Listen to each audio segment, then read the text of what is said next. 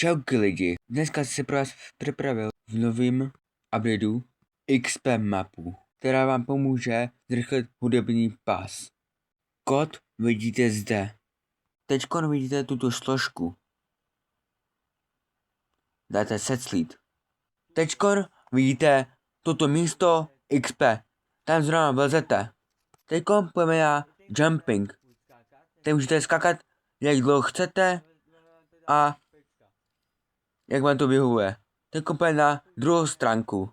Tady je to rozbitý, takže vám dají míň XP. Teď půjdeme na slide.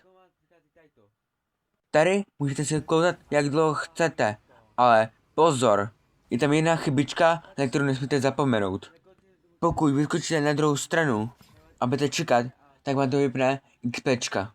Na konci slideu skákejte, jinak si budete sekat. Tady si můžete doplnit XPčka jak dlouho chcete. Tady to je pro dnešek vše. Užijte si video a zatím. Čahoj.